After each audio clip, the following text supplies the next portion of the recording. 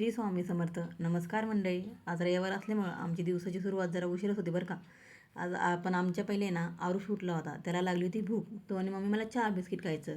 मग सगळ्यात पहिले त्याला चहा करून दिला. इकडे साई पण आला होता. साई पण नेमकी झोपेतून उठूनच आला होता आणि त्याला पण भूक लागली होती. त्याला आरुषचा आवाज आला की तो लगेच खाली येतो आणि इतका खुश होता ना आरुषला बघून. बघा किती छान हसत होता तो. लगेच त्याच्यामधूनच बिस्किट घेतलं आणि त्यालाही भूक लागली होती. तो पण त्याच्यासोबत छानपैकी बिस्किट खात होता. पण बिस्किट खायच्या वेळेस किंवा जेवायच्या वेळेस महाशयला टी व्ही लागते. इकडे आर्नो झोपला होता. आर्नोला तर आज रविवार असल्यामुळं उशिरा उठायचं होतं. तो आणि मम्मी मला काय आज लवकर उठू नको, दररोज शाळा लवकर असती तर लवकर उठावं लागतं त्याला. म्हटलं जाऊ द्या, याला झोपू द्या. तर इकडं आरुषचं आणि साईचं चाललं होतं बोलणं छानपैकी. गप्पा करून ते जेवत होते. इकडे टी व्ही तसाच चालू होता. मग मी बाहेर आले होते. बाहेरचं वातावरण पण छान होतं. आभाळी वातावरण होतं. रात्री पाऊस पडला होता. आणि मग नंतर माझं घरात आले, मी आवरलं आणि देवपूजा करायला घेतली. देवाची पूजा केली नाही तर एकदम बोर वाटतं. देवाची पूजा केली का एकदम पॉझिटिव्ह एनर्जी येते बरं का.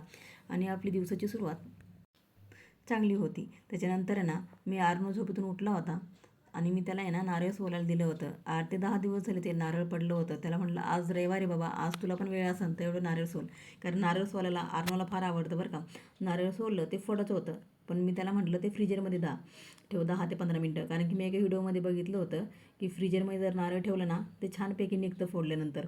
तर इकडे आहे ना, मी मटकी काल भिजू घातली होती आणि ती चाळणीमध्ये रुमाल टाकून त्याच्यामध्ये मटकी मी निथळून टाकली होती. इतके सुंदर मोड फुटले बघा तुम्ही.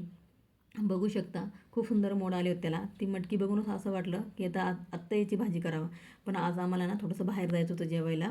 म्हणून मी म्हटलं आज काही नाही, मटकी फक्त नाश्त्याला करायची. पण तो पण आमचा प्लॅन कॅन्सल झाला. म्हटलं आज ना पोहेच करूया, कारण मला एकटीलाच पोहे आवडते, कोणालाच आवडत नाही. पण त्याचे पप्पा म्हणे कर, आम्ही खाऊया. तर मी इकडे आहे ना कढीपत्ता तोडायला आले होते. खूप सुंदर कढीपत्ता फुटला होता पावसामुळं.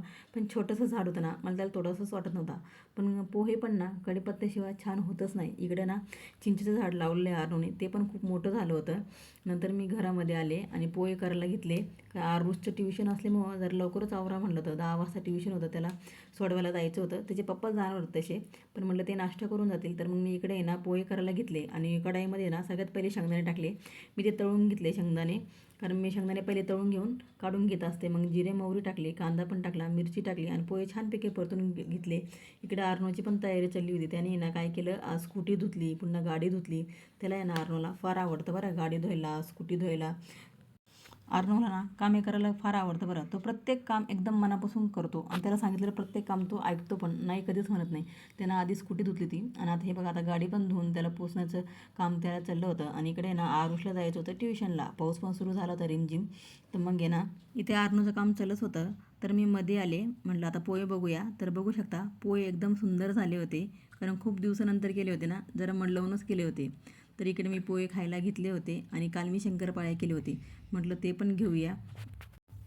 तर शंकरपाळे घेतले आणि पोहे म्हटलं का लिंबू घेतच बरं का, कारण पोह्यामध्ये लिंबू टाकल्याशिवाय छानच लागत नाही. तर चला मग या मग तुम्ही पोहे खायला. तर आर्नोन मी इकडं पोहे खात होते. आरुषनं तर नाही खाल्ले, त्यानं सकाळी बिस्किट खाल्ले होते आणि त्याला म्हटलं आज आपल्याला बाहेर खायला जायचं आहे. तर त्याने तर आज काहीच नाही खाल्लं, कारण त्याला माहिती आहे आपल्याला बाहेर खायला जायचं म्हटलं की तो काहीच नाही खात. मग त्याने बघा ना कसं फटकन आवरलं. तो चालला होता बघा. पण तो आहे ना त्याला म्हटलं गाडीवर बस, तर तो चालला पुढं. मग त्याला म्हटलं अरे तुला पायी नाही जायचं, म्हटलं तुझं ट्युशन लांब आहे, पप्पासोबत गाडीवर जायचं. तर तो बघा तो आणि त्याचे पप्पा आता क्लासला चालले होते आणि नेमकी रविवारच्या दिवशी त्याचा क्लास असतो. तो एवढा बोर होतो ना रविवार दिवशी म्हटल्यानंतर. मग ते दोघं गेल्यानंतर मी आर्नोला म्हटलं बाबा तेवढं नारळ घ्या म्हटलं फोडायला. तर त्यांना नारळ घेतलं फोडायला. पण त्याला काही फोडायला त्याच्या पप्पासारखं व्यवस्थित जमलंच नाही. ते गेले होते, ते गेल्यानंतर आम्ही इकडे नारळ फोडायला घेतलं होतं. तर तो बघा कसा नारळ फोडतोय, त्याच्यामधून थोडंसं आहे ना पाणी पण निघलं. नारळ खायला आम्हाला सगळ्यांनाच आवडतं. मग त्याचे पप्पा आले होते तेवढ्यात. तर त्यांनी पण काय केलं माहिती का, एवढं छान नारळ सोलून घेतलं होतं. आर्नोला काही एवढं जमलं नाही बरं का. ते बघा एवढं छान गोळा निघतो, पण त्याच्याकडून जरा जास्त तुकडे झाले होते. हे असे तुकडे पडले होते त्याच्याकडनं. मग त्याच्या पप्पांनी छान व्यवस्थित तुकडे काढले त्याचे. इकडे आहे ना आर्नोच्या पप्पाने ना मुखवास छानपैकी करून घेतला होता. ते खूप छान मुखवास करता, मला येतच नाही. आणि नंतर मग आम्हाला आवरल्यानंतर आम्ही चाललो होतो आरुषला घ्यायला. म्हटलं आरुषला घेऊ, तसंच आपण बाहेर खायला जाऊ थोडंसं. आज रविवार असल्यामुळं म्हटलं आज आपण बाहेरच खाऊया, आज मी काही स्वयंपाक करत नाही म्हटलं. मग इकडे आरुषला घ्यायला आले. तर आरुष एवढा लाजतो ना, त्याला म्हटलं मी तुझी ना व्हिडिओ शूटिंग काढतोय.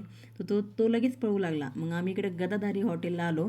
तर तो मला विचारतोय मम्मी आपण आज काय काय खायचं. म्हटलं म्हटलं बघ तुला काय खायचं. तर इकडे त्याचे पप्पा मेनू बघत होते आणि अरुण पण पहिलेच तिकडे गेला होता. तो पण मेनू बघत होते, काय खायचं मम्मी काही नाही. तर आम्हाला जे खायचं होतं ना, आम्हाला ते सकाळच्या वेळेस मिळालंच नाही. आम्हाला छोले भटुरे खायचे होते, तर ते संध्याकाळच्या वेळेसच मिळते. इथं सकाळचा फक्त नाश्ताच होता.